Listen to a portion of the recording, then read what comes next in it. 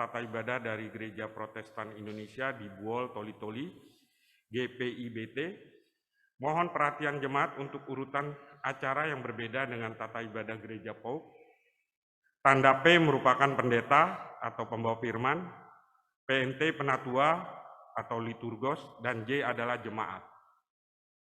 Pelayanan firman dalam ibadah minggu ini akan dibawakan oleh Bapak Pendeta Dr. Budianto Silitonga dari Gereja HKBP Tangerang Kota dengan tema Bersama Menghadapi Bencana. Dengan bacaan dari Kisah Para Rasul 11:26 ayat 26 sampai 30. Pemusik dan perkantor akan dilayani dari Persekutuan Pemuda Gereja PAUK Citra Grand.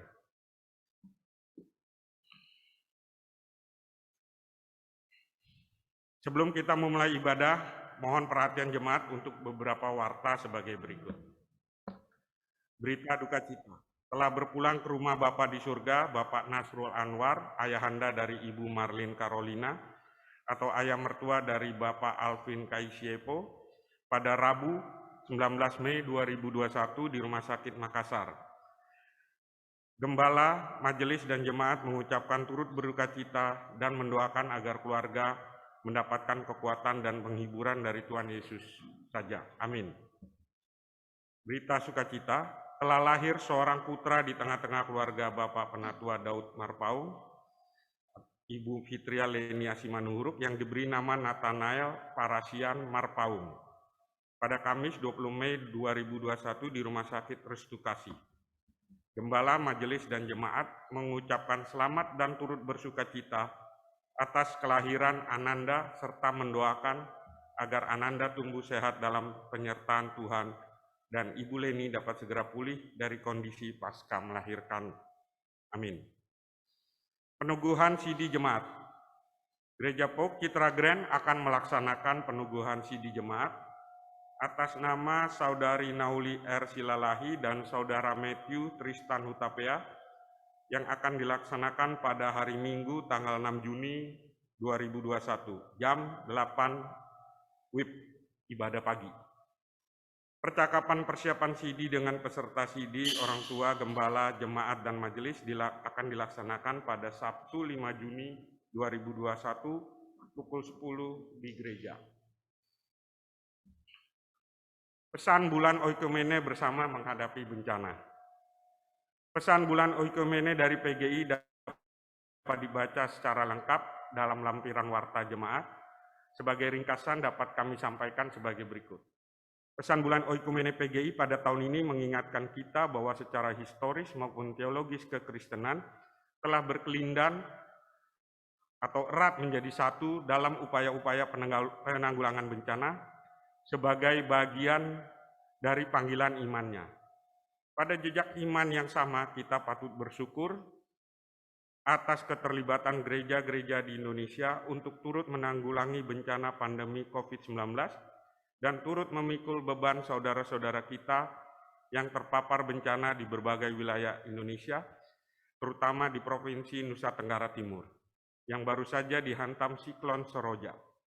Sebagai bagian dari gerakan Oikumene di Indonesia, kita terpanggil untuk terus meneladani Yesus Kristus yang menghampiri dan memberi diri untuk membantu mereka yang membutuhkan. Pada teladan Sang Juru Selamat ini kita diajak untuk menyatakan kasih bagi sesama. Kasih yang menjembatani semua orang dari beragam latar belakang untuk bekerja sama dalam situasi kebencanaan guna membangun masa depan yang lebih baik. Selamat merayakan bulan Oikumene. Rangkaian ibadah sepekan dan warta lainnya dapat dilihat dalam lembar warta jemaat. Demikian warta jemaat, terima kasih atas perhatian jemaat. Mari kita masuk dalam ibadah kita bersaat teduh sejenak.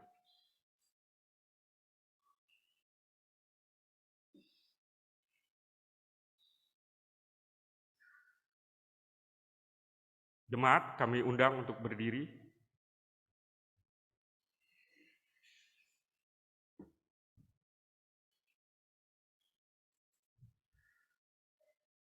Bersyukurlah kepada Tuhan, sebab Ia baik, bahwasanya untuk selama-lamanya kasih setianya. Biarlah itu dikatakan orang-orang yang ditebus Tuhan, yang ditebusnya dari kuasa yang memisahkan, yang dikumpulkannya dari negeri, dari timur dan dari barat, dari utara dan dari selatan. Marilah kita memuliakan ibadah ini dengan melakukan Kidung Keesaan 4, bait 1 dan 2, angkatlah hatimu pada Tuhan.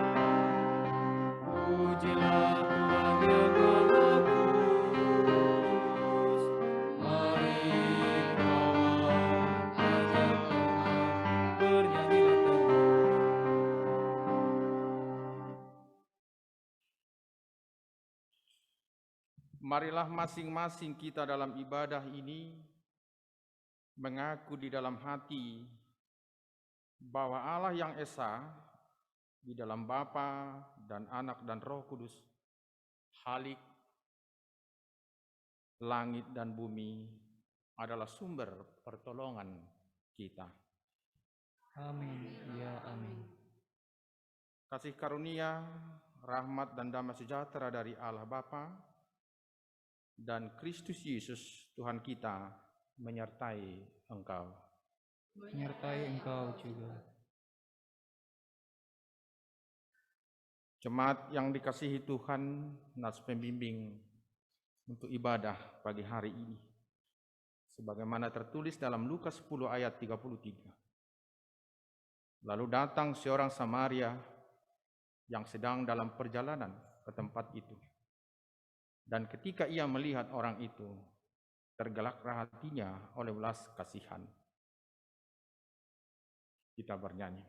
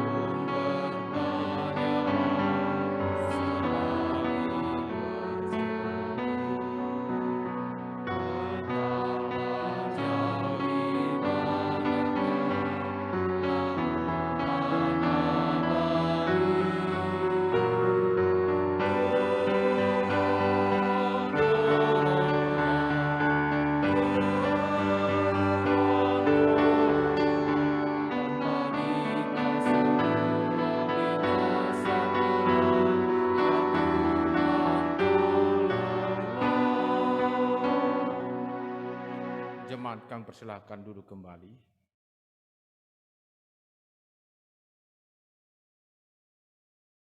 Marilah kita berdoa untuk mengaku dosa kita di hadapan Tuhan. Kita berdoa. Allah Bapa di surga, kami muliakan nama-Mu. Engkau Maha Kudus, pencipta alam semesta dan segala isinya, yang memberikan kami kesempatan hidup di bumi ini sebagai jemaat Tuhan dan anggota gereja Tuhan, dan manusia yang memiliki tanggung jawab untuk menata bumi yang Tuhan ciptakan ini. Pada kesempatan ini Tuhan, kami menyerahkan hidup kami sebagai gereja yang esa, gereja yang ekumenis, di tingkat lokal, regional, maupun secara global.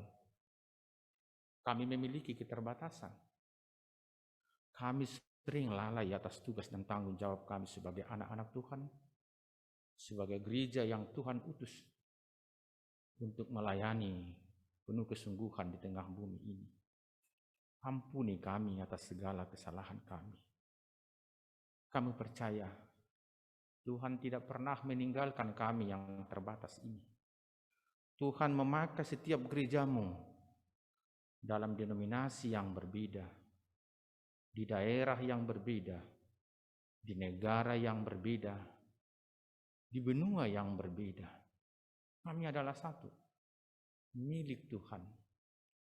Berikan kami kesehatan untuk saling menopang di dalam doa dan kebersamaan. Tapi Tuhan, kami sadar atas setiap keterbatasan kami.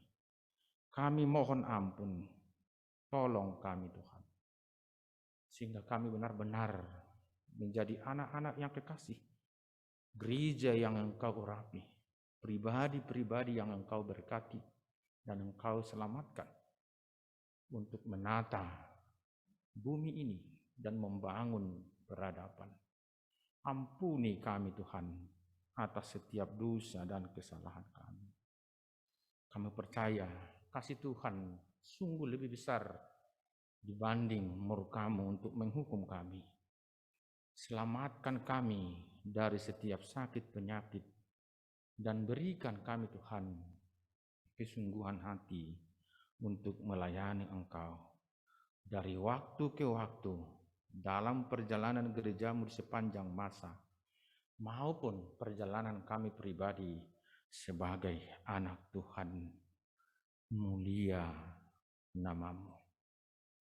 Jemaat yang dikasihi Tuhan, terimalah berita anugerah dari Allah. Barang siapa mengaku dosa dengan sungguh-sungguh kepada Tuhan, ia akan diampuni. Tuhan berfirman, sekalipun dosamu merah seperti kermisi, akan menjadi putih seperti salju. Sekalipun berwarna merah seperti kain kesumba, akan menjadi putih seperti bulu domba. Amin. Mari kita mengangkat pujian.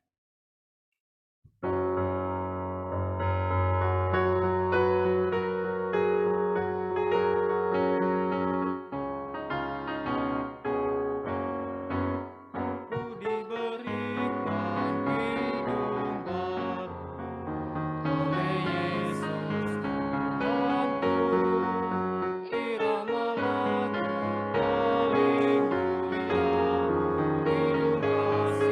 yang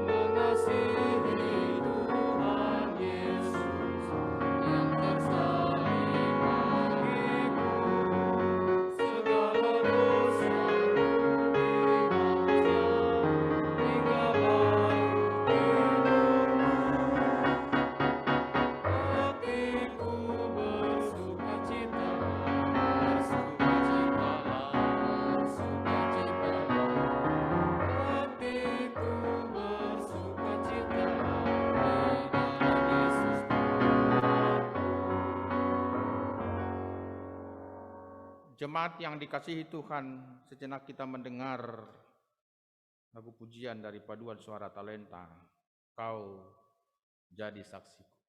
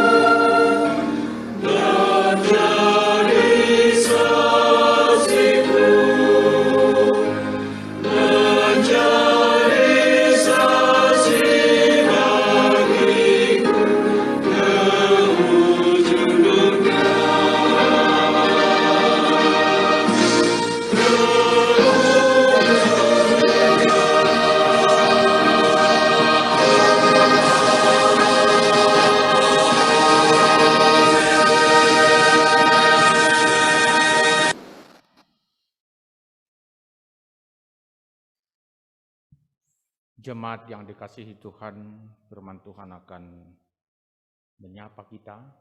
Untuk itu mari kita berdoa. Ya Allah Bapa, terima kasih.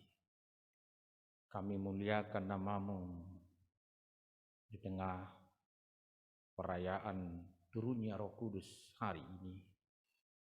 Berkati setiap umat-Mu yang ada di rumah-Mu ini, maupun di rumah masing-masing kami beribadah hanya di hadapan-Mu. Kami mau mendengarkan firman-Mu yang kudus. Berkati setiap anggota jemaat-Mu. Berkati Tuhan hamba-Mu yang akan menyampaikan firman-Mu. Di dalam penyertaan Roh Kudus yang hadir untuk kami hari ini. Dan di dalam nama Yesus Kristus, Juru Selamat kami yang hidup, kami berdoa dan mengucap syukur. Amin. Ibu Bapa, Saudara yang dikasihi Tuhan Yesus Kristus, firman Tuhan menyapa kita. Baiklah, saya bacakan dari Kisah Para Rasul 11 ayat 26 sampai ayat 30. Mengatakan, mereka tinggal bersama-sama dengan jemaat itu 1 tahun lamanya, sambil mengajar banyak orang. Di Antiochialah murid-murid itu untuk pertama kalinya disebut Kristen. Pada waktu itu datanglah beberapa nabi dari Yerusalem ke Antiochia.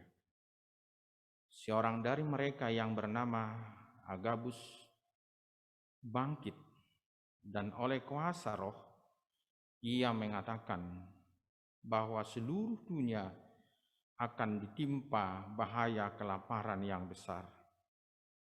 Hal itu terjadi juga pada zaman Claudius. Lalu murid-murid memutuskan untuk mengumpulkan suatu sumbangan sesuai dengan kemampuan mereka masing-masing dan mengirimkannya kepada saudara-saudara yang diam di Yudea. Hal itu mereka lakukan juga, dan mereka mengirimkannya kepada penatua-penatua dengan perantaraan Barnabas dan Saulus. Demikian pembacaan firman Tuhan. Yang berbahagia ialah yang mendengarkan firman Tuhan serta melakukannya di dalam hidupnya. Mari kita sama-sama mengangkat pujian dari King Jemaat 237, bait pertama dan 3. Roh Kudus tetap teguh. Amen.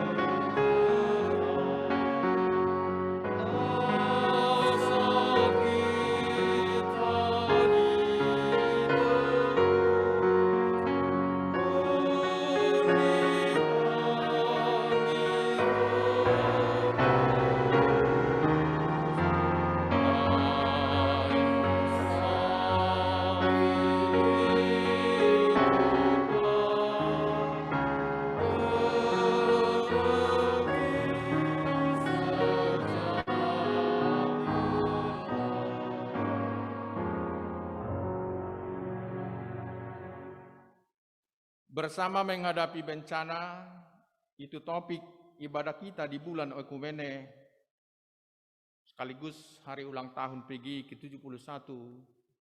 Demikian pada Minggu Pentakosta ini, Tuhan menyapa kita Ibu Bapak, Saudara-saudara.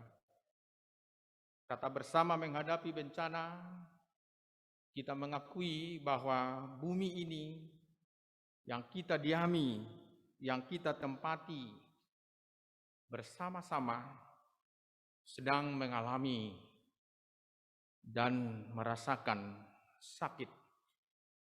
Berbagai sakit yang kita alami.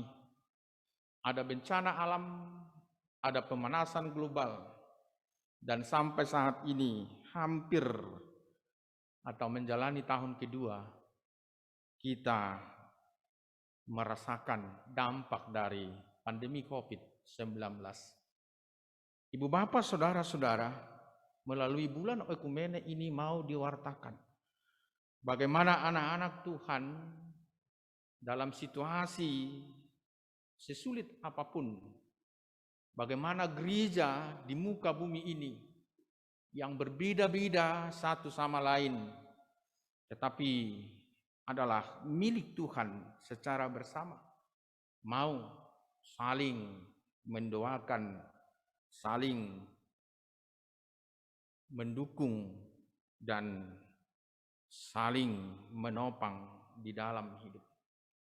Nats hari ini menggugah kita dan mengarahkan kita sebagai anak Tuhan yang berbeda. Dikatakan dalam ayat pertama perikop yang dibacakan, mereka tinggal bersama-sama dengan jemaat itu 1 tahun lamanya sambil mengajar banyak orang. Di Antiokhia lah murid-murid itu untuk pertama kalinya disebut Kristen. Siapa mereka? Disebutkan mereka adalah murid-murid yang ada di Antiokhia. Siapa mereka? Paling tidak ada di sana Barnabas dan Saulus. Saulus yang dijemput oleh Barnabas dari Tarsus, mengambil bagian dalam pelayanan bersama-sama di Antiokhia. Dalam ayat 25 dikatakan, sebelum perikop minggu ini, lalu pergilah Barnabas ke Tarsus untuk mencari Saulus, dan setelah bertemu dengan dia, ia membawanya ke Antiokhia. Mereka tinggal bersama-sama dengan jemaat itu 1 tahun lamanya, sambil mengajar banyak orang. Di Antiokhia lah murid-murid itu untuk pertama kalinya disebut Kristen. Ibu Bapak, Saudara-saudara, siapakah Barnabas? Barnabas salah seorang anggota jemaat mula-mula di Yerusalem. Nama aslinya adalah Yosef. Dan dia berubah menjadi Barnabas. Setelah apa? Setelah dia melakukan suatu tindakan yang luar biasa dalam hidupnya. Dia seorang yang jujur. Dan dia seorang yang tulus. Dan dia berubah menjadi Barnabas sekali lagi setelah ia menjual hartanya dan menyerahkannya kepada para rasul di Yerusalem. Dia disebut Barnabas dengan arti putra penghiburan atau putra pendorong. Jadi Barnabas seorang yang mau menjual hartanya dan menyerahkannya untuk menopang pelayanan para rasul di Yerusalem. Selanjutnya siapakah Saulus? Saulus adalah Paulus yang berubah namanya menjadi Paulus setelah dipanggil oleh Tuhan di jalan Damsyik. Dan dia ditegur oleh Tuhan. Pada awalnya dia adalah pembunuh, pengejar umat Tuhan. Dan kemudian dia menjadi orang yang mau bersaksi tentang Yesus Kristus. Artinya 2 pribadi yang berbeda ini dipertemukan oleh Tuhan. Barnabas yang namanya adalah Yosef pada awalnya berubah menjadi Barnabas. Dia seorang yang mau mengorbankan dan mau mempersembahkan hartanya, pikirannya, waktunya menjadi bagian dari pelayanan Tuhan. Dan bukan hanya itu. Dia mau mencari dan dia tidak takut untuk mencari seorang Saulus yang ditakuti oleh banyak orang Kristen dengan jemaat mula-mula. Dan bahkan dia mengajak Saulus ke Antiokhia. Dan disebutkan dalam nats ini, di Antiokhia lah murid-murid itu untuk pertama kalinya disebut Kristen. Kristen artinya Kristus kecil atau golongan Kristus. Mereka yang berbeda latar belakang kehidupan. Mereka yang berbeda sikap pada awalnya. Menjadi satu visi dan misi memberitakan keselamatan yang dibawa oleh Yesus Kristus. Jadi relevan dalam hidup mereka, bertolong-tolongan seperti dalam Galatia 6 ayat 2. Bertolong-tolonganlah menanggung bebanmu, demikianlah kamu memenuhi hukum Kristus. Ibu bapak saudara-saudara yang dikasihi Tuhan Yesus Kristus, setelah setahun Barnabas dan Saulus di Antiokhia, ternyata segera menyusul datang beberapa nabi dari Yerusalem ke Antiokhia. Seorang dari mereka yang bernama Agabus bangkit dan oleh kuasa roh ia mengatakan bahwa seluruh dunia akan ditimpa bahaya kelaparan yang besar. Siapa Agabus? Ibu bapak saudara-saudara, Agabus salah seorang dari 70 murid yang dibicarakan dalam Lukas 10 ayat pertama sampai ayat 4. Artinya Agabus yang adalah seorang yang bangkit dan disebut sebagai nabi dari Yerusalem. Dia murid, dia nabi, datang ke Antiokhia memberitakan bahwa bumi ini, bahwa seluruh bumi akan ditimpa bahaya kelaparan yang besar. Hal itu terjadi juga pada zaman Claudius. Ini kaisar Romawi. Artinya apa? Terjadi tragedi global. Terjadi kelaparan menyeluruh. Bukan hanya di satu tempat. Dan sama seperti yang kita alami sekarang. Terjadi tragedi COVID-19 yang berkepanjangan. Tidak hanya di satu tempat, tapi di seluruh bumi ini. Artinya apa? Kita semua sedang dilanda bencana dan penyakit yang sangat berdampak untuk kita secara bersama. Ibu bapak saudara-saudara, jika demikian halnya, tadi disebutkan ada orang yang berbeda bertemu. Ada suku bangsa yang berbeda bertemu. Dan setelah seorang Agabus memberitakan bahwa ada kelaparan, ini yang perlu kita cermati di bulan Okumene ini. Ketika gereja-gereja di zaman ini hanya berbicara tentang dirinya, hanya berbicara tentang denominasinya, maka gereja-gereja diharapkan bukan lagi berbicara tentang dirinya tersebut. Harus berbicara tentang dunia, berbicara tentang kehidupan, berbicara tentang membangun peradaban. Memang kita ada di satu kumpulan denominasi tertentu. Adalah suatu keterbatasan dan perlu semakin kita cermati. Ketika kita sebagai gereja Tuhan, anak-anak Tuhan yang ada di denominasi tertentu, hanya memikirkan dirinya. Saudara-saudara yang dikasihi Tuhan, kebetulan saya kembali ke sinode HKBP, saya selalu mengingatkan mereka. Kalau kita sebagai jemaat dan pelayan HKBP hanya memikirkan diri kita, itu tidak baik. Kita harus memikirkan kehidupan dunia. Kita hanya duduk di sini dan diberi Tuhan kesempatan sebagaimana gereja-gereja yang lain. Gereja Betel, gereja Betani, gereja GKI, gereja GKP, dan gereja-gereja di timur Indonesia, di barat Indonesia. Kita memang memiliki nama-nama yang berbeda.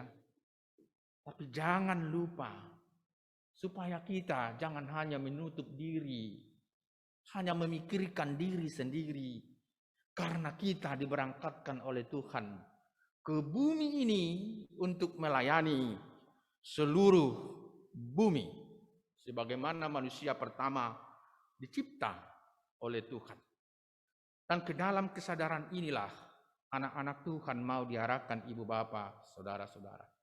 Ternyata dalam nats ini ketika murid-murid Tuhan Yesus mendengarkan bahwa Agabus yang bangkit dalam kuasa roh mengatakan suatu bahaya kelaparan yang mengglobal, dikatakan dalam ayat 29, lalu murid-murid memutuskan untuk mengumpulkan suatu sumbangan sesuai dengan kemampuan mereka masing-masing dan mengirimkannya kepada saudara-saudara yang diam di Yudea. Wah, ini keputusan yang sangat luar biasa ibu bapak saudara-saudara. Begitu mendengar bahwa ternyata kelaparan ada di Yudea.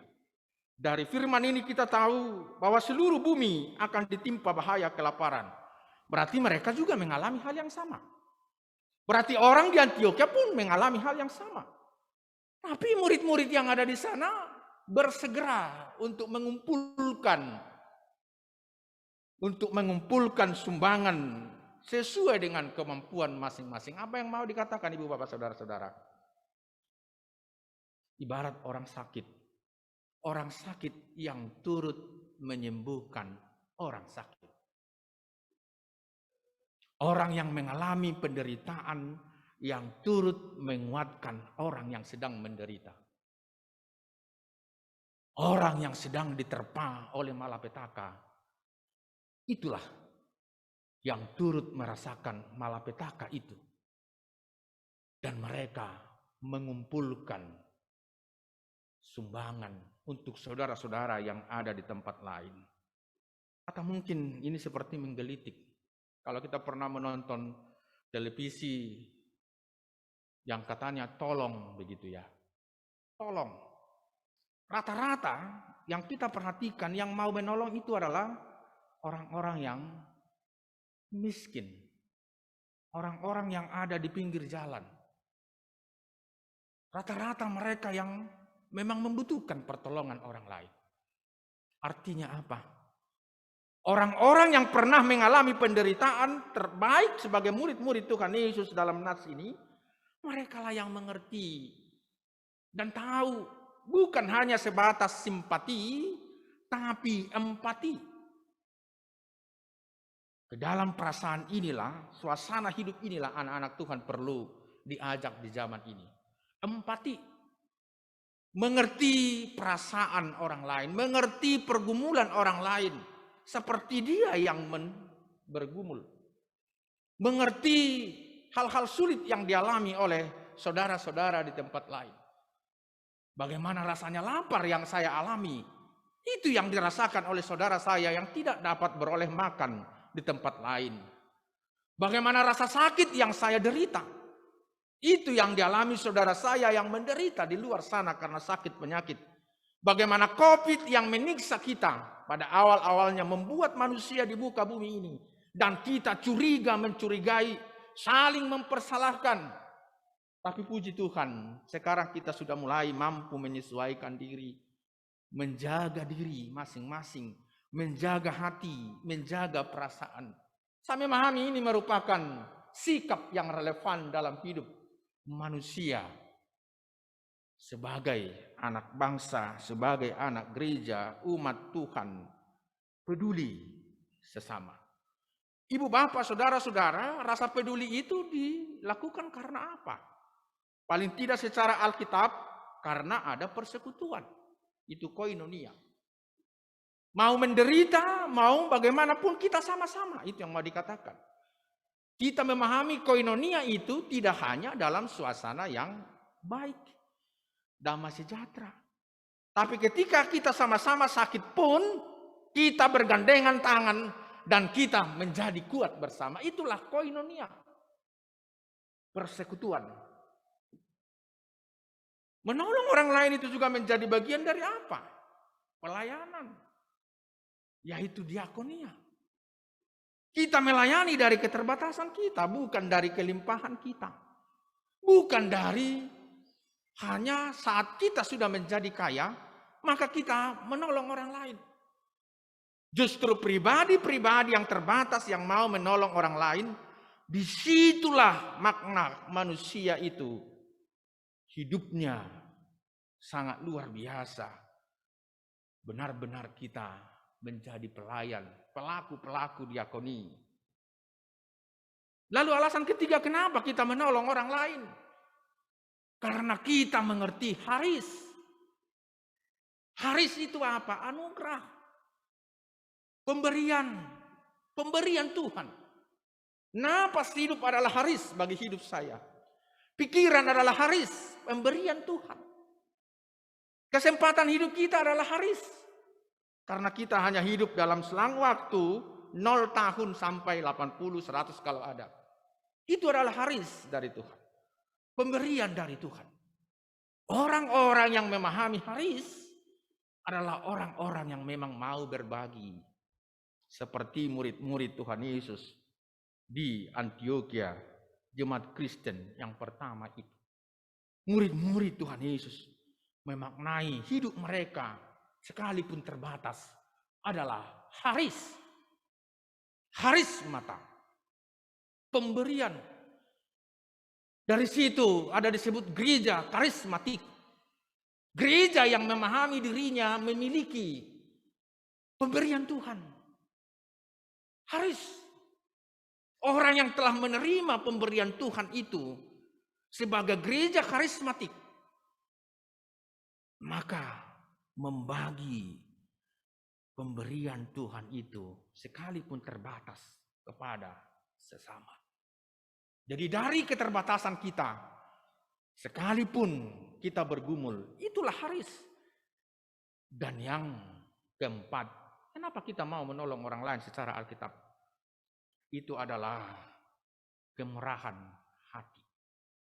Kemurahan hati. Logia namanya dalam bahasa Yunani. Kemurahan hati. Yesus telah memberikan kemurahannya kepada kita. Yesus telah memberikan kemurahan hatinya kepada kita. Maka kita pun layak memberikan, menunjukkan kemurahan hati itu kepada siapapun di tengah-tengah kehidupan kita. Ibu, bapak, saudara-saudara, landasan-landasan berpikir itu, landasan persekutuan, landasan pelayanan, landasan memaknai haris, landasan kemurahan hati. Itulah satu semangat dalam hidup kita di minggu oikumene ini. Kalau disebutkan persekutuan, apapun yang kita rasakan, apapun yang kita hidupi, sebagai saudara yang saling mengasihi, saya mau memberi pertolongan. Saya mau memberikan perhatian. Saya mau memberikan dukungan kepada sesama. Itulah yang bersekutu. Ibu bapak pasti tahu bersekutu di kamus, saya kira tidak ada ini bersekutu. Bersekutu berarti satu kutu. Kalau ada kutu di kepala, sakit. Kita sama-sama merasakan gigitan kutu itu. Satu kutu bersekutu. Kutu yang sama menyakiti kita dan kita merasakan itu dirasakan oleh orang lain juga. Akhirnya kita mau saling menopang dan kita mau bersama-sama solid sebagai anak-anak Tuhan secara khusus di gereja Tuhan, di gereja Pope seperti ini. Saya selalu memahami gereja Pope itulah gambaran oikumene yang paling jelas di bumi persada Indonesia. Kenapa saya katakan itu? Hanya di sini kita temukan denominasi yang berbeda. suku yang berbeda. Dalam arti, sekalipun kita berbeda-beda denominasi dan suku, kita mau saling melayani. Kalau dikatakan gereja yang esa, gereja Pauk lah. Gambaran yang utuh, yang nyata. Gereja Pauk. Saya selalu mengatakan gereja Pauk. Kalaupun ada orang mengatakan itu bukan gereja. Kawan saya pendeta mengatakan, Pauk itu kan bukan gereja. Jangan salah. Kawan saya pendeta saya tegur dengan itu. Jangan salah. Yesus mengatakan jika 2-3 orang berkumpul atas namaku, aku ada di sana. Jadi ini gereja.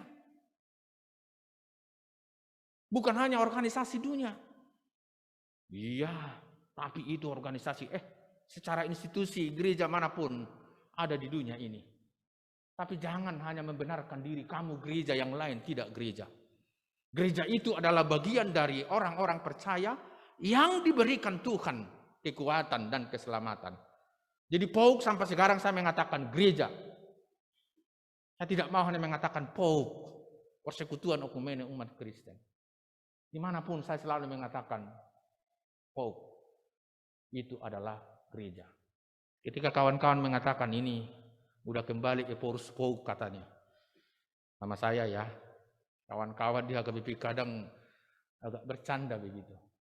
Iya, saya Eporus Pauk. Tapi lihatlah nanti saya juga menjadi Eporusmu. Sombong sedikit ya. Semoga. Tapi sekalipun tidak, kita sama-sama menyembah Tuhan dan melayani Tuhan.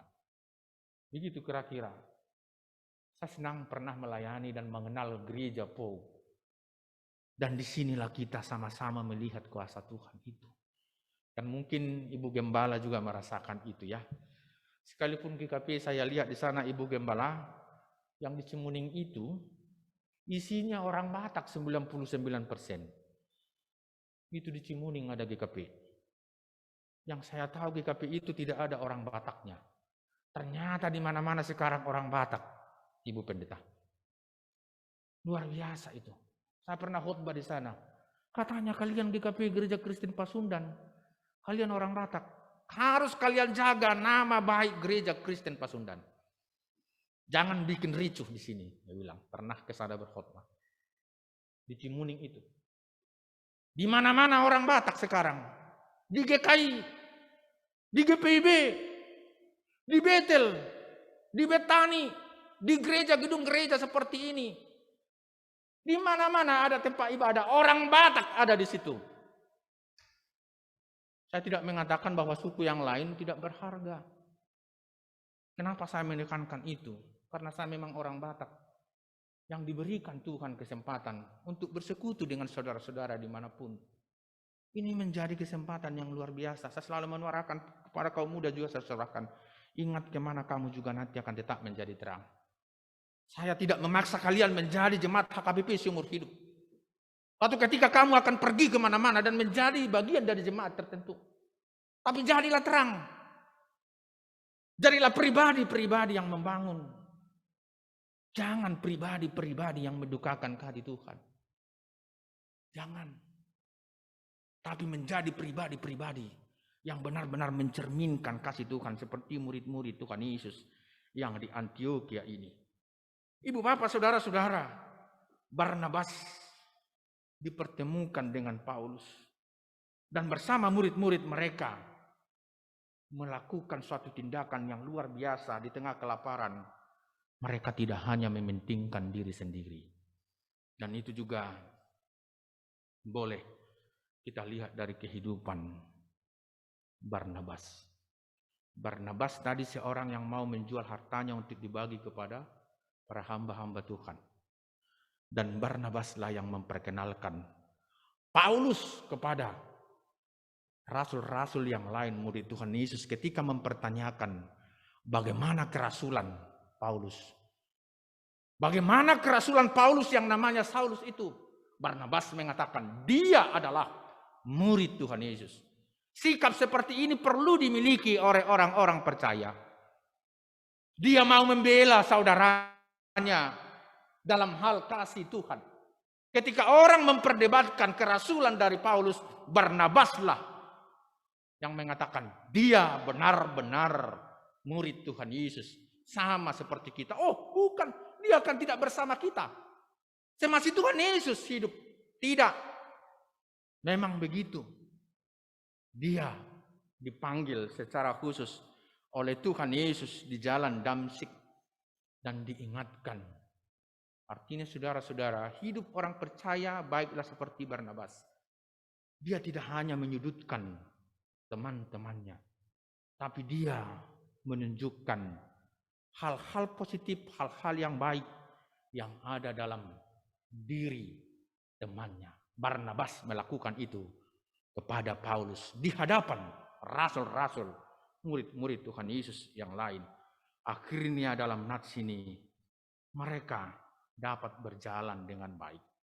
Dalam ayat 30 hal itu mereka lakukan juga, dan mereka mengirimkannya kepada penatua-penatua dengan perantaraan Barnabas dan Saulus. Ini luar biasanya. Berarti Barnabas dan Saulus dan Paulus ini adalah orang terpercaya juga di Antiokhia. Sekarang di zaman ini ada krisis kepercayaan. Bagaimana kita membangun itu? Dan mungkin bukan hanya di dunia sekuler atau kepada bangsa krisis itu terjadi. Tapi krisis kepercayaan itu bisa jadi tengah-tengah gereja. Untuk apa kita ikut membangun gereja, toh juga di sana tidak kelihatan apa-apa. Ibu bapak saudara-saudara, kita harus berdoa supaya kepercayaan itu dalam arti hubungan dengan Tuhan, supaya trust dalam arti hubungan kita dengan pelayan-pelayan dan dengan jemaat Tuhan itu tetap terjaga. Saya mengatakan dan saya melihat, saya merasakan bahwa Barnabas dan Saulus adalah orang-orang terpercaya. Disebutkan di sini dengan perantaraan Barnabas dan Saulus. Kalau orang dipercaya menjadi perantaraan, kita anak-anak Tuhan adalah perantaraan. Hamba-hamba Tuhan yang membawakan firman Tuhan. Para pelayan-pelayan Tuhan yang membawa kasih Tuhan. Para orang tua adalah perantaraan untuk sukacita dan berkat untuk anak-anak kita. Dan semua para guru-guru adalah perantaraan untuk mengajarkan pengetahuan dan didikan kepada murid-muridnya. Para pemangku, pelayan di negara adalah perantaraan, perpanjangan tangan Tuhan untuk membangun bangsa dan untuk membangun bumi ini sekali lagi. Kita perlu selalu berdoa untuk itu. Secara khusus di bulan Oikumene ini yang ditetapkan oleh PGI, Persekutuan Gereja-Gereja Indonesia. Sekalipun saat ini kita mendengar bagaimana krisis yang terjadi antara Israel dan Palestina. Saya tidak membahas dari sudut politik karena saya tidak tahu politik apa yang ada di sana. Tapi kita sedih kalau sesama penghuni bumi ini saling merajam, saling membunuh, saling menunjukkan kekuasaannya. Itu kita hadapi. Dan firman Tuhan juga mengatakan itu akan terjadi perang antara bangsa dengan bangsa. Akan terjadi gempa di mana-mana. Seorang anak akan membenci ayahnya. Seorang ayah akan membenci anaknya. Tetapi belum itu akhir dari bumi ini. Semua memang harus terjadi. Tapi anak-anak Tuhan diharapkan jangan turut serta menjadi bagian dari perilaku-perilaku yang tidak menghargai harkat hidup orang banyak. Harkat hidup suatu negara. Harkat hidup dari orang-orang kecil. Harkat hidup dari gereja-gereja dimanapun. Melalui bulan Oikumene ini mau disuarakan kepada kita. Kalau kita sekarang dapat bersama-sama mengalami bencana yang sama. Kalau kita sekarang merasakan penderitaan yang sama di muka bumi ini. Tanpa kecuali. Kalau kita sekarang mengalami sakit penyakit yang sama di muka bumi ini. Anak-anak Tuhan harus berani mengatakan, kita harus berani bersama untuk keluar dari pergumulan ini. Dengan cara apa? Saya setuju dengan pernyataan, bukan kita mau anggap remeh untuk COVID secara khusus. Kita harus tetap menjaga seperti ini. harus menjaga memakai masker, menjaga jarak, mencuci tangan, dan memperhatikan kesehatan. Tapi kalau anak-anak Tuhan selalu mau memberitakan hal-hal yang menguatkan di medsos. Coba sekarang kan ada di medsos ditulis di India telah meninggal begini. Nanti ditulis lagi di Afghanistan telah terjadi begini. Ibu bapak saudara-saudara. Kalau kita hanya menerima berita-berita yang begitu, yakinlah kita sendiri akan ikut lemah. Dan akan gampang diserang oleh penyakit itu. Akan gampang. Saya bukan mau melecehkan tragedi yang kita alami ini. Tapi kalau kita secara bersama-sama mengatakan, ini penyakit kami alami Tuhan secara bersama. Tapi kami percaya ini akan pergi dengan sendirinya. Sekalipun memang tidak dapat pergi dengan sendirinya. Karena kita dengar sudah ada mulai membuat yang baru lagi. Tapi mari kita memberikan semangat, memberikan dorongan untuk kita, untuk tubuh kita, untuk imun tubuh kita juga. Untuk pikiran kita. Jangan lagi didera, aduh sudah meninggal di sana. Betul meninggal. Tapi bukan hanya itu yang perlu kita beritakan. Yang perlu kita beritakan di tengah pergumulan ini, Tuhan memberi kekuatan kepada kita. Tuhan memberi hikmat kepada kita secara bersama-sama. Tuhan memberi semangat baru kepada kita. Tuhan tidak menghilangkan akal dari kita. Termasuk dalam hal beribadah seperti ini, ibu bapak, saudara-saudara.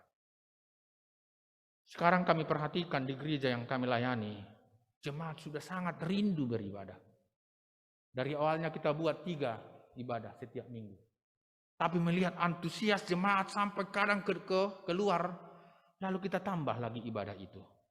Supaya selalu menjaga jarak dan memperhatikan protokol kesehatan. Dan sudah 4 kali, tambah lagi 5. Kita masuk jam 6 pagi, 8.30, jam 11, jam 4, dan jam 18.30. Kalau ibadah normal 800 sampai 1000 orang, 1 ibadah. Normal. Dari 1.300 kakak. Jemaat di gereja itu. Kakak, 1.300 kakak. Tapi dalam situasi COVID hanya 200 yang diperbolehkan. Sampai 250. Maka harus didaftar siapa yang mau. Kita diharapkan untuk menyambut antusias dari jemaat untuk hadir, tapi jangan sampai menyalahi, tidak memperhatikan protokol kesehatan. Itu juga bagian kepedulian. Akhirnya sekali lagi kita tambahkan ibadah itu, ibu bapak saudara-saudara. Bukan dikurangi, justru ditambah. Supaya jemaat yang ada di ibadah pagi yang terlalu banyak, berbagi ke ibadah yang lain. Bukan dikurangi. Bukan di stop.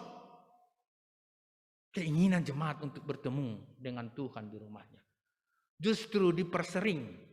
Supaya semua anggota jemaat sempat merasakan sapaan dan penyertaan Tuhan. Itu disiarkan secara live streaming dan secara langsung dalam gereja.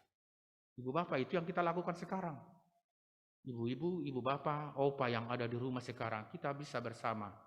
Selamat hari Minggu, hari Pentakosta, ibu bapak, opa, yang kami kasihi dari mimbar ini.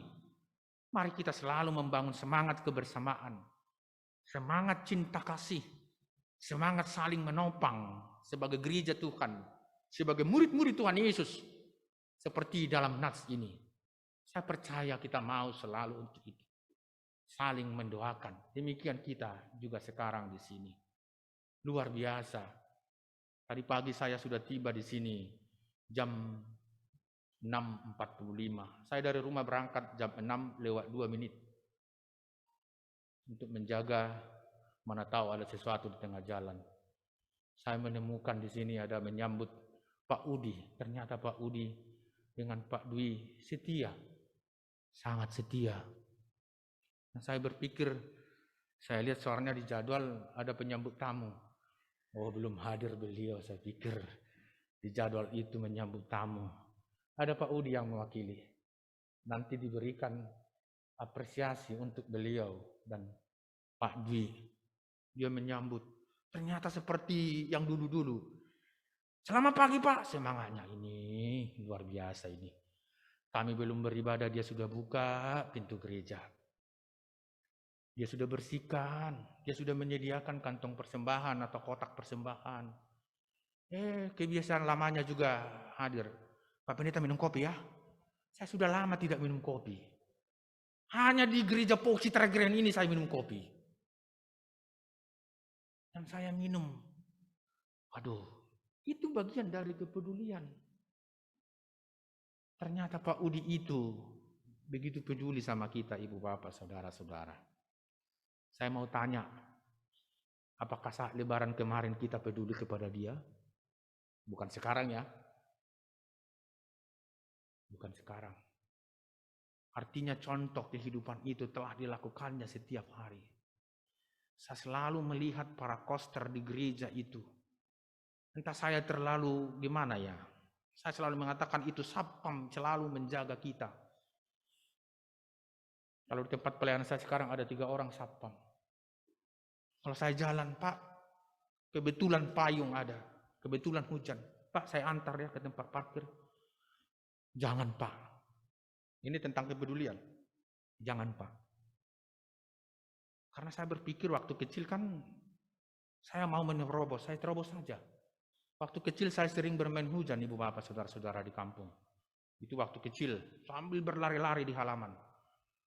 Dan main di lumpur. Saya mengingat itu belum seberapa ini hujan, saya terobos. Tapi satpam itu mengatakan, Pak, nanti bapak sakit. Coba bayangkan ibu bapak, saudara-saudara. Dia tidak seagama dengan saya. Dia tidak sesuku dengan saya. Tapi dia mau mengatakan, nanti bapak sakit. Akhirnya saya mau diantarkannya. Itu bentuk kepedulian yang kelihatan sangat sederhana. Tapi menurut saya, itu adalah kepedulian yang luar biasa.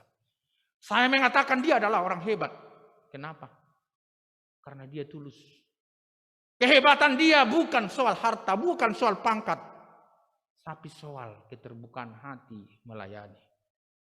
Akhirnya ketika saya dituntun dengan payung itu, ketika masuk ke neraka saya mengatakan, Tuhan berkati orang baik ini. Di sekitar kita ada orang-orang pribadi-pribadi yang melakukan hal-hal kecil untuk kita, ibu bapak, saudara-saudara. Itu yang mau saya katakan. Di sekitar kita ada orang-orang yang selalu berbuat demikian untuk kita. Seperti murid-murid Tuhan Yesus ini. Tidak soal besar, tapi dari kemampuan mereka. Nah, dalam nats ini dikatakan, lalu murid-murid memutuskan untuk mengumpulkan suatu sumbangan sesuai dengan kemampuan mereka masing-masing. Sesuai dengan kemampuan mereka masing-masing. Itulah haris. Berkat yang kita miliki, besar kecil, sesuai itulah kita memberikan topangan kepada orang lain. Itu luar biasa. Saya percaya jemaat di gereja Paul Citra Grand tetap melakukan ini. Sebagaimana juga para hamba Tuhan membawa itu. Demikian semua kita sebagai pelayan-pelayan Tuhan. Ibu bapak, saudara-saudara, dari nats ini, dalam minggu ini, dalam bersama menghadapi bencana, hanya satu kalimat itu yang boleh saya renungkan. Kalau kita memiliki kesempatan mengalami bencana yang sama, kalau kita memiliki kesempatan mengalami penderitaan yang sama di muka bumi ini, maka kita pun diberikan kesempatan oleh Tuhan untuk saling menopang bersama. Untuk saling menguatkan bersama. Itulah gereja yang ekumenis. Itulah gereja yang mengalami persekutuan. Itulah gereja yang berdiakoni. Itulah gereja yang memiliki haris. Itulah gereja yang memiliki kemurahan hati. Kita sama-sama bergumul dan kita sama-sama mendukung satu sama lain. Tuhan memberkati. Amin. Kita berdoa. Dalam doa syafaat kita satukan hati, pikiran kita.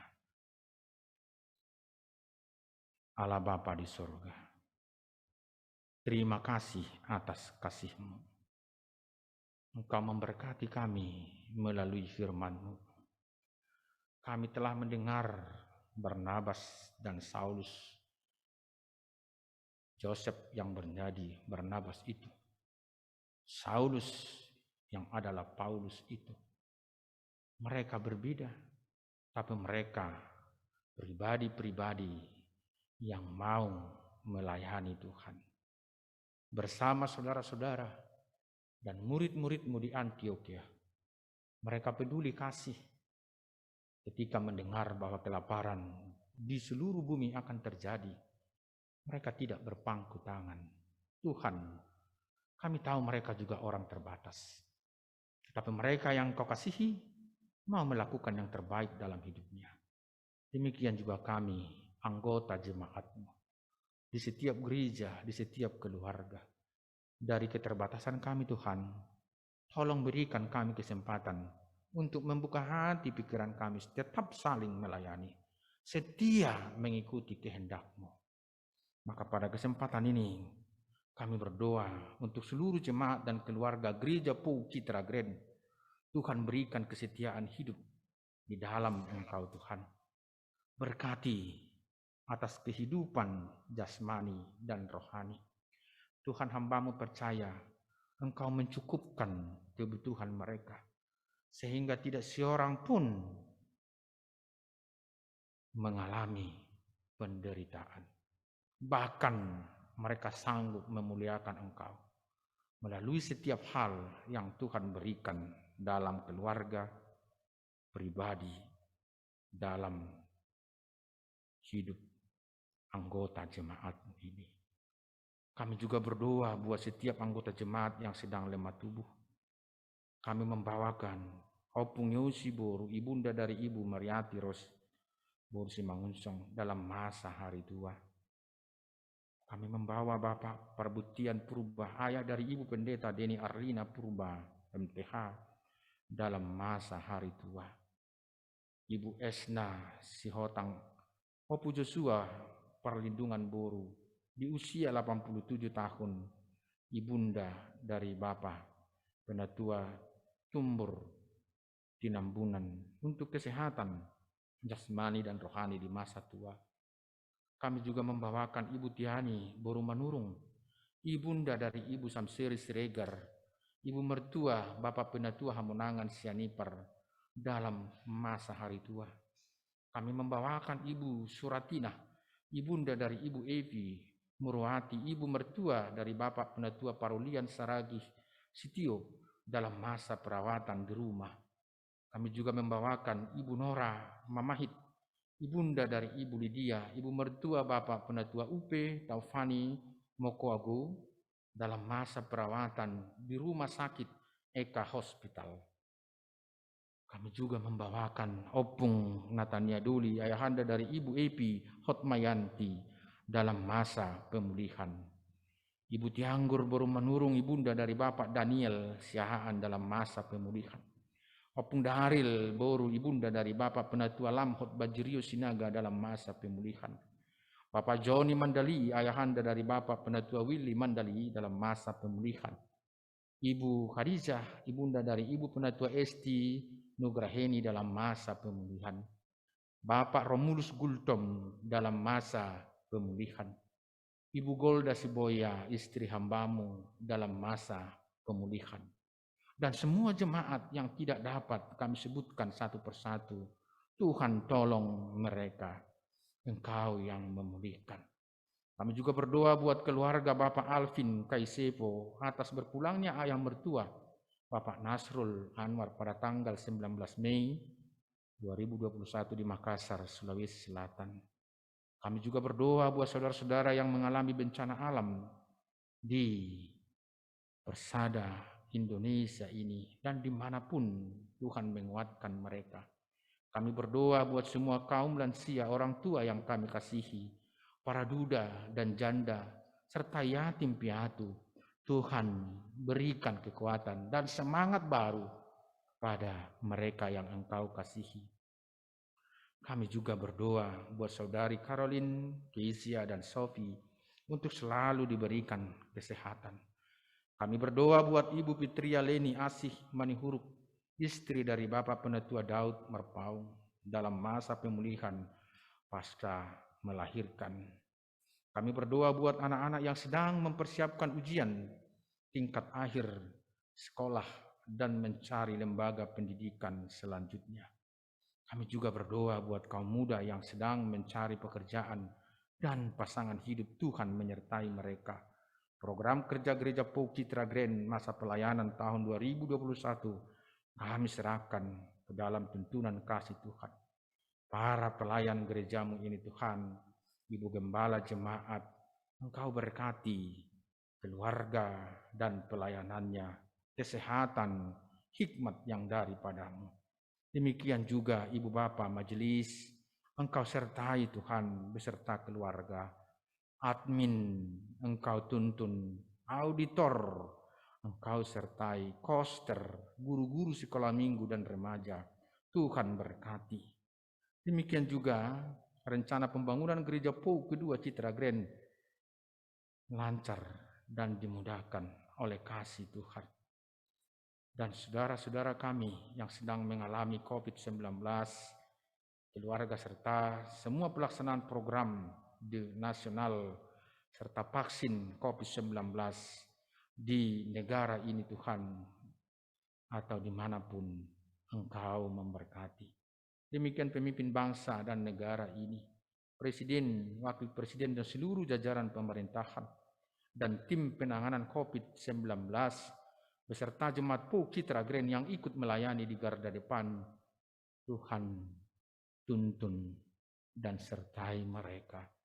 Demikian bangsa Indonesia di tengah pandemi COVID-19, kami mohon pandemi ini boleh berlalu dari hidup kami Tuhan, sehingga kami dipulihkan, bangsa ini dipulihkan, dan dapat menjalani kondisi dalam tatanan kehidupan baru. Kami satu semangat juang, kami satu semangat menerima pemulihan daripadamu saja. Terpuji namamu Bapa. Di dalam Yesus Kristus yang baik itu, kami berdoa dan mengucap syukur. Terimalah kami di dalam doa yang diajarkan oleh Yesus Kristus kepada kami. Kita sama-sama mengucapkan doa Bapa kami. Bapa kami yang di surga, dikuduskanlah namamu, datanglah kerajaanmu, jadilah kehendakmu di bumi seperti di surga. Berikanlah kami pada hari ini makanan kami yang secukupnya, dan ampunilah kami akan kesalahan kami, seperti kami juga mengampuni orang yang bersalah kepada kami. Dan janganlah bawa kami ke dalam pencobaan, tetapi lepaskanlah kami daripada yang jahat, karena Engkau yang punya kerajaan dan kuasa dan kemuliaan sampai selama-lamanya. Amin. Jemaat kami undang bangkit berdiri.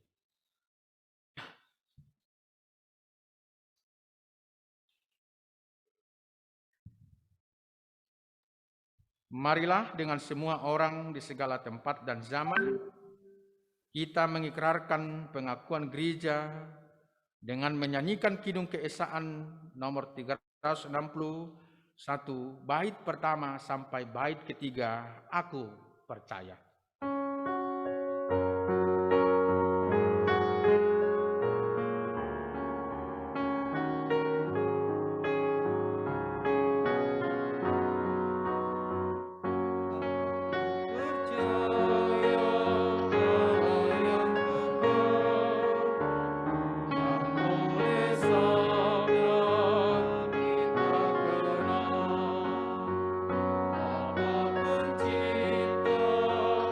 alam semesta.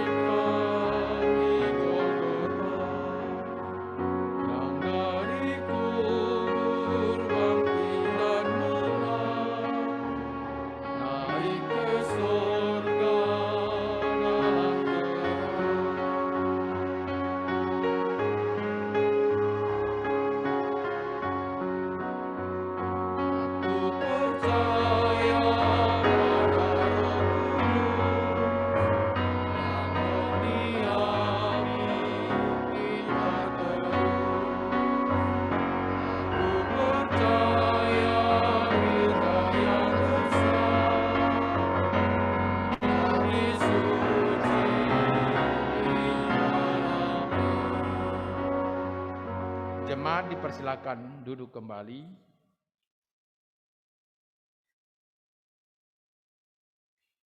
Jemaat yang dikasihi Tuhan, marilah kita memberi persembahan dengan penuh sukacita iman. Untuk itu saya mengajak saudara-saudara merenungkan sesaat ungkapan pemazmur pasal 116 ayat 12. Bagaimana akan kubalas kepada Tuhan segala kebajikannya kepadaku?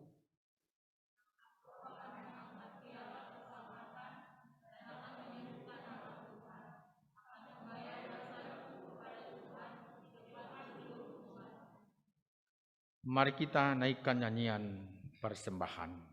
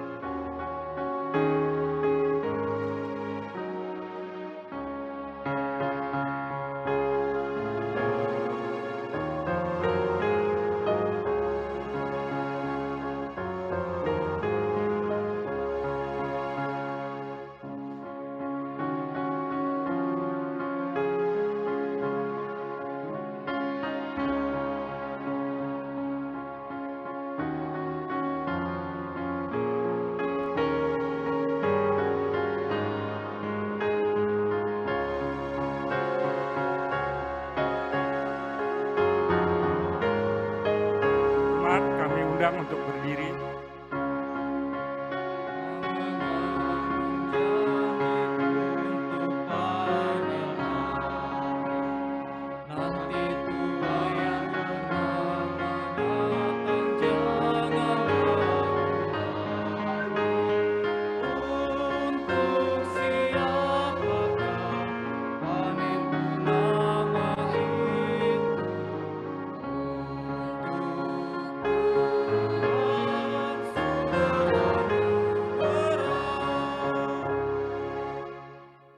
Kita doakan persembahan kita. Ya Allah Tritunggal, Engkau adalah sumber kehidupan yang telah melimpahi kami dengan berkat-Mu. Engkau telah mengajar kami memberi sebagian dari yang kami miliki untuk kepentingan pekerjaan pelayan-Mu demi keadilan, berbelas kasih, dan kesetiaan. Ada pula dari antara kami jemaat-Mu yang tidak dapat memberi, tetapi kasih dan setia-Mu tidak pernah meninggalkan kami. Biarlah di dalam kasih dan setia-Mu, kami selalu belajar untuk mengambil bagian dalam pekerjaan pelayanan gereja-Mu, dalam sukacita, tanpa pernah merasa khawatir akan janji pemeliharaan-Mu. Ya Tuhan, terimalah persembahan kami, dan dipermuliakanlah nama-Mu. Amin. Dan di atas semuanya itu, kenakanlah kasih sebagai pengikat yang mempersatukan dan menyempurnakan. Hendaklah damai sejahtera Kristus memerintah dalam hatimu, karena untuk itulah kamu telah dipanggil menjadi satu tubuh. Dan bersyukurlah. Hendaklah perkataan Kristus diam dengan segala kekayaannya di antara kamu, sehingga kamu dengan segala hikmat mengajar dan menegur seorang akan yang lain. dan sambil menyanyikan mazmur dan puji-pujian dan nyanyian rohani, kamu mengucap syukur kepada Allah di dalam hatimu, dan segala sesuatu yang kamu lakukan dengan perkataan atau perbuatan, lakukanlah semua itu dalam nama Tuhan Yesus sambil mengucap syukur oleh Dia kepada Allah Bapa kita. Kita bernyanyi.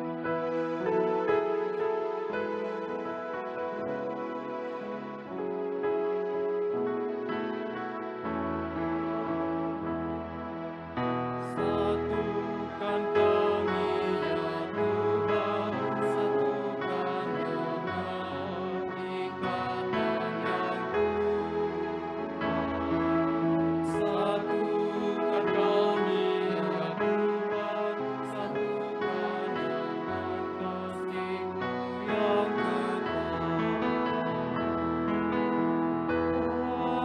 Yang Esa, Raja yang Esa,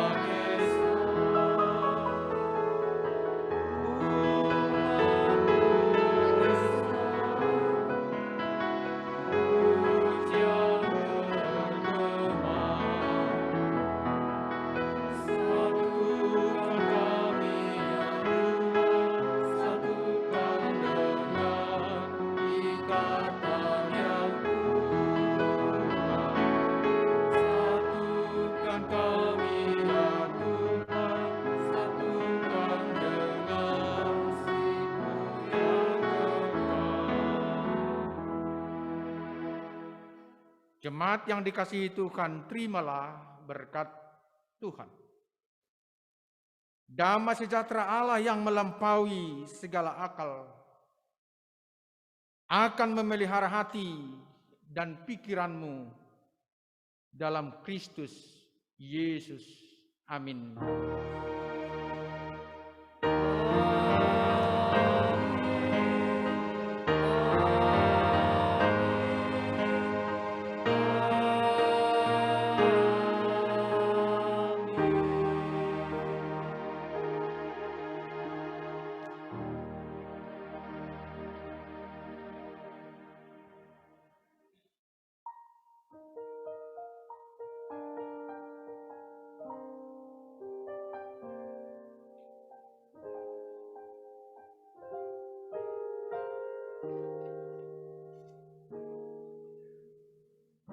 Jemaat yang dikasihi Tuhan Yesus, ibadah minggu ini telah selesai.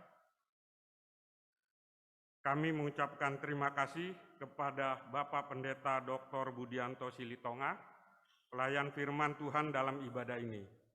Tuhan Yesus memberkati Bapak dan keluarga, serta tugas dan pelayanan yang dilakukan. Terima kasih kami sampaikan juga kepada majelis yang bertugas, pemusik, pemandu nyanyian dari Persekutuan Pemuda Pauk Citra Grand, paduan suara talenta untuk persembahan pujiannya, petugas multimedia, tim IT dan sound system, perangkai bunga mimbar Ibu Rita Rohani, serta seluruh pelayan yang terlibat dalam ibadah ini. Tuhan Yesus memberkati pelayanan Bapak dan Ibu.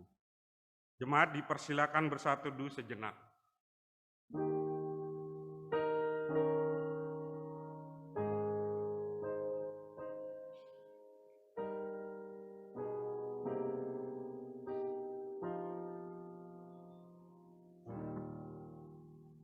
Selamat hari Minggu Pentakosta, Roh Kudus menyertai kita semua.